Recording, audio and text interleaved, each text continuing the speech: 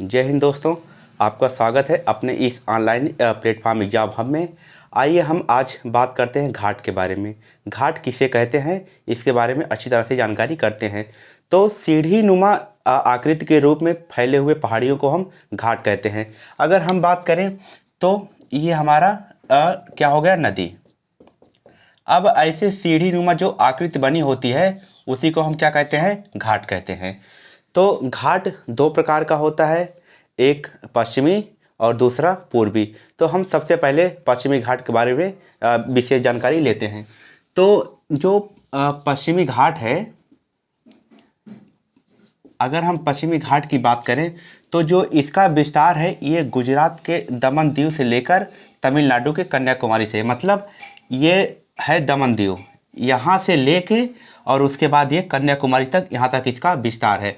अगर इसकी लंबाई की बात करें तो जो इसकी लंबाई है वो 1600 किलोमीटर तक फैला हुआ है।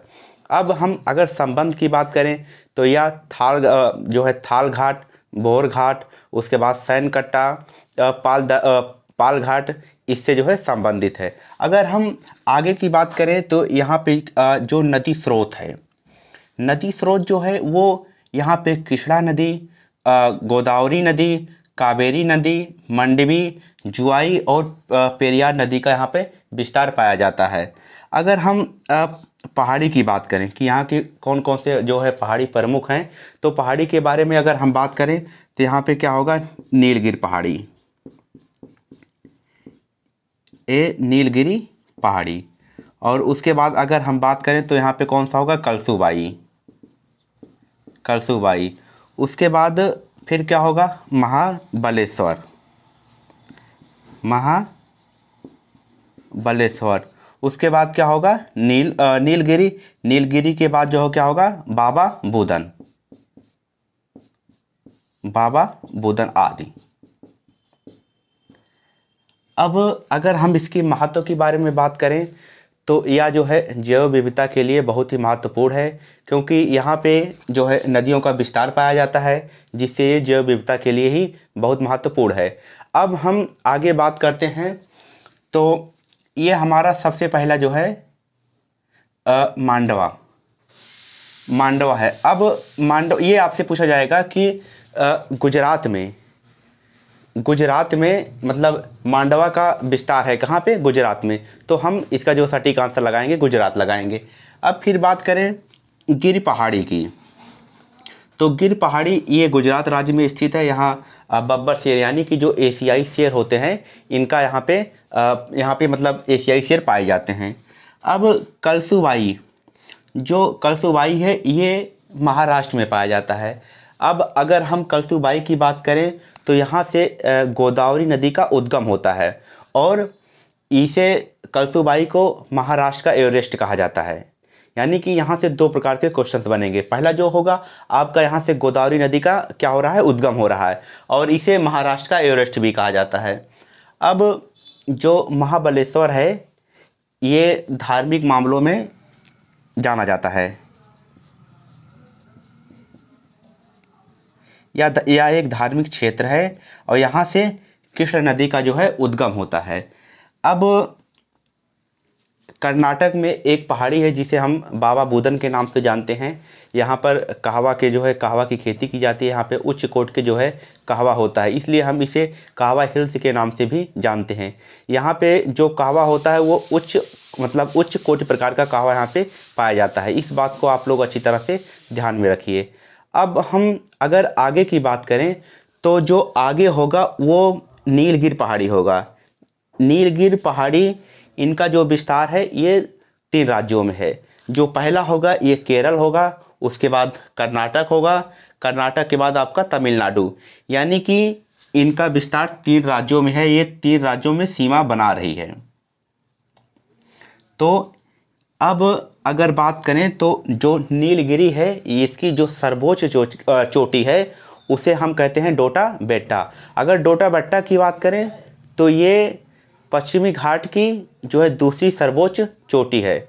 उसके बाद फिर एक चोटी आपका है नीलगिरी, ये आपका नीलगिरी होगा। उसके बाद फिर आपका चोटी है अन्नामलाई।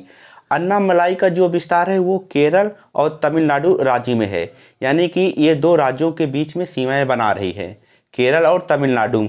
और जो इसकी सर्वोच्च चोटी है उस सर्वोच्च चोटी का नाम क्या है, अनाईमुडी। यानी कि आप कह सकते हैं कि जो पश्चिमी घाट है, इसकी पश्चिमी घाट की सर्वोच्च चोटी अनाईमुडी है और दूसरी जो सर्वोच्च चोटी है वो क्या है, डोटा बेटा। अब हम कार्डेमम की बात करेंगे। कार्डेमम जो है ये इलायची के लिए प्रसिद्ध है। और अगर हम बात करें कि बड़ी इलायची के लिए, तो बड़ी इलायची के लिए क्या है, सिक्किम। यानी कि छोटी इलायची के लिए कार्डेमम और बड़ी इलायची के लिए कौन सा राज्य, सिक्किम है। इस बात को आप नोट कर लीजिए। फिर हम बात करें अगस्त्य मलाई, तो अगस्त्य मलाई जो है ये सबसे दक्षिणतम पहाड़ी है। यानी कि आपसे ये पूछा जाएगा, जैसे यहाँ पे आपसे दो प्रकार के क्वेश्चन बनेंगे। पहला तो अगस्त्य मलाई न देके कार्डेमम दे दिया जाता है, यानी कि आपसे पूछा जाएगा, ऑप्शन में अगस्त्य मलाई नहीं होगा, पूछा जाएगा कि सबसे दक्षिणतम में कौन सा पहाड़ी पाया जाता है, तो आपका जो होगा ऑप्शन वो होगा कार्डेमम। और अगर ऑप्शन में कार्डेमम नहीं है तो आपको आंसर लगाना होगा अगस्त्य मलाई। यानी कि जो अगस्त्य मलाई है ये सबसे दक्षिणतम पहाड़ी है। इस बात को आप अच्छी तरह से नोट कर लीजिए। अब हम आगे की बात करें तो एक कर्नाटक राज्य में पाया जाता है जिसका नाम है मुलायगिरी। ये यहाँ पे चंदन का विस्तार है। यहाँ पे चंदन की लकड़ी पाई जाती है, उच्च कोटि के चंदन का यहाँ पे उत्पादन किया जाता है। तो अगर हम बात करें, फिर यहाँ पे दर्रा है महाराष्ट्र में। अब इसे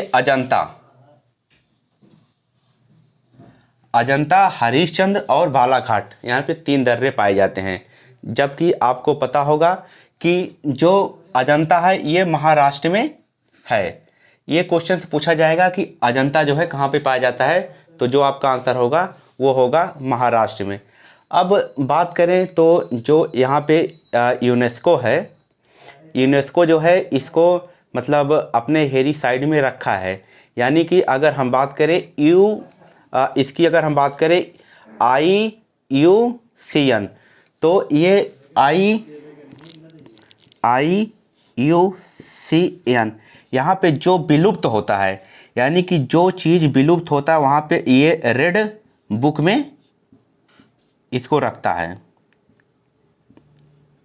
और जो यूनेस्को है इसको जो है हेरी साइड में मतलब रखा है। इस बात को आप अच्छी तरह से नोट कर लीजिए। हम एक बार आपसे फिर से रिवीजन करा रहे हैं कि जो गिर पहाड़ी है, ऐसे सीधा पूछा जाएगा कि जो एशियाई शेर हैं वो किस पहाड़ी पर पाए जाते हैं, तो गिर पहाड़ी पर। इस बात को आप नोट कर लीजिए। और उसके बाद कलसुबाई यहाँ से किस नदी का उद्गम होता है, तो गोदावरी नदी का उद्गम होता है। इसे महाराष्ट्र का एवरेस्ट भी कहा जाता है।